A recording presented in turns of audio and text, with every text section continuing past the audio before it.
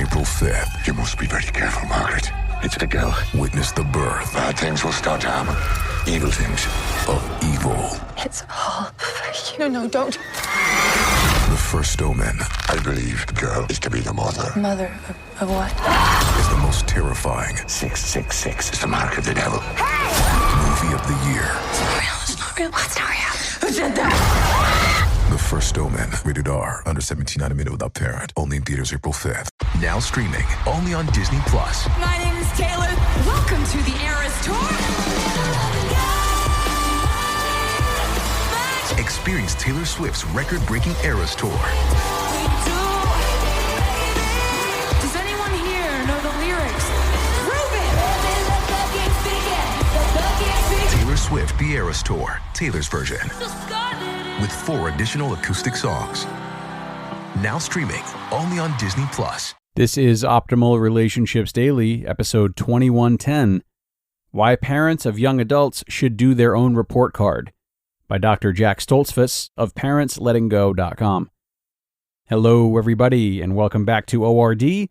I'm your host and narrator, Greg Audino, and I'm here with you every single day to narrate and offer commentary on different blog posts that center on relationship building. On Thursdays and Fridays, the content focuses on parenting, so that's what we will be doing again today. Let's jump into this post from parenting expert, therapist, and coach, Dr. Jack Stoltzfus, as we optimize your life. Why Parents of Young Adults Should Do Their Own Report Card, by Dr. Jack Stoltzfus of parentslettinggo.com. How do we know if we're making the right decision or taking the right action regarding our adult children? Should the criteria be if our kids are happy with the decision or like us? What if they are unhappy with the decision or are angry and reject us? In this latter case, did we make the wrong decision? We had no problem living with their unhappiness or rejection when they were young and told they couldn't play in the street. Why is it hard to say no as they become adolescents and young adults? One explanation is that we have become overly invested in their success and happiness, and to the point if they are not succeeding and happy, we feel like failures. Focus on what you can control. In our overinvestment in their success and happiness, we ignore several facts. First, we can't control another adult, including our child. They are adults and are responsible for their decisions and actions.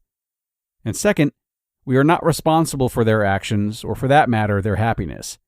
This is part of the necessary letting go process. If we expect that we can control or get them to do what we want, we are setting ourselves up for disappointment.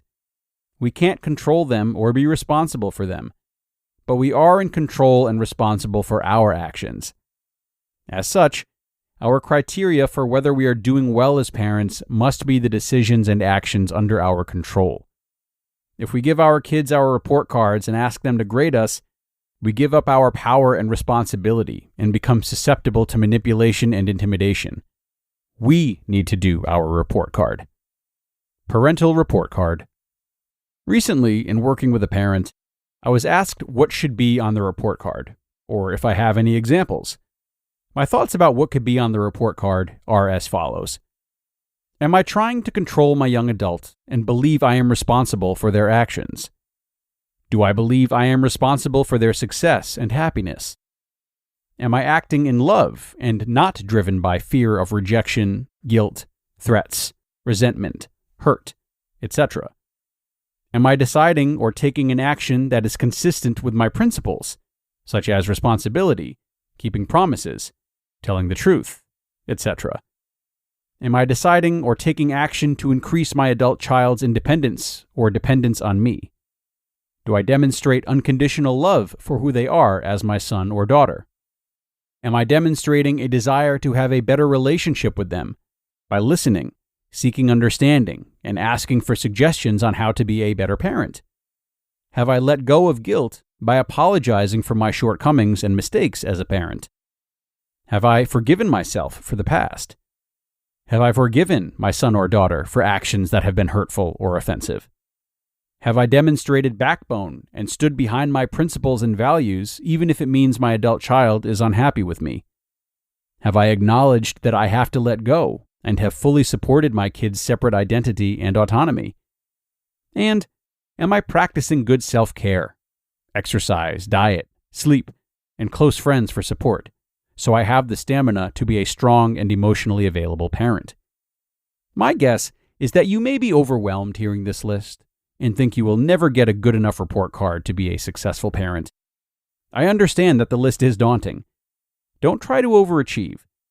Perfect is the enemy of good. Go through the list and come up with the initial 3 or 4 areas where you know you need to improve.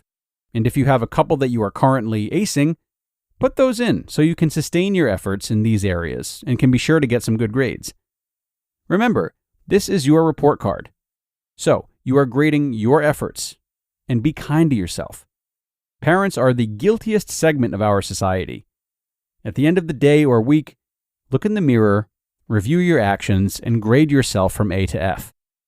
If you have some low grades, identify an action or 2 that you can take the next week to bump up your grade. If you have a spouse or a close parent friend, ask them to be your accountability partner. Check in with them to describe how you're doing and request feedback and suggestions. You just listened to the post titled, Why Parents of Young Adults Should Do Their Own Report Card by Dr. Jack Stoltzfus of parentslettinggo.com. And I'll be back with my commentary right after this. Now, I am a big believer that if you want to be your best self in your relationships, or in anything you do, you need to fuel yourself properly. And that's why I'm so happy to have this show sponsored by Factor. Factor's delicious, ready-to-eat meals make eating better every day easy.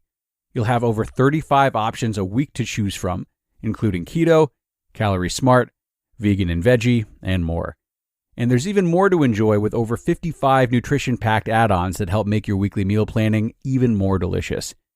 Factor is the perfect solution if you're looking for fast, upscale, and healthy options done easily. Not to mention it's flexible for your schedule.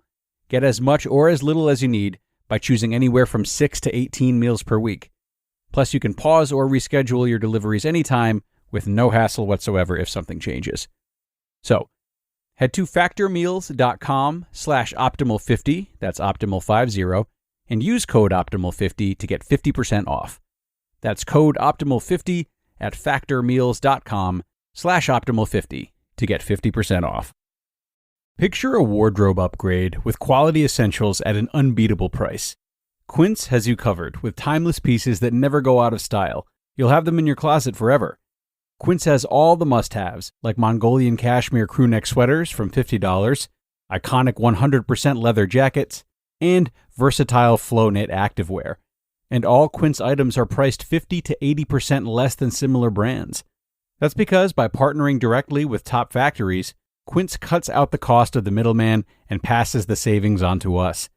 And most importantly, Quince only works with factories that use safe, ethical, and responsible manufacturing practices, along with premium fabrics and finishes. And as for me, I love Quince's versatility too. They have great home items as well as clothes, and I've been really happy with the bedding that I bought from them. When you look at it and you feel the material, you can tell easily that it's of high quality. So indulge in affordable luxury. Go to quince.com/ORD for free shipping on your order and 365-day returns. That's QUINCE.com/ORD to get free shipping and 365-day returns.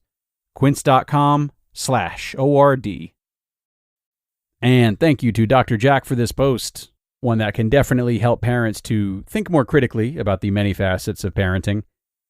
Oftentimes when it comes to parenting or any other difficult venture, we have this habit of gauging our performances based on 1 or 2 single attributes.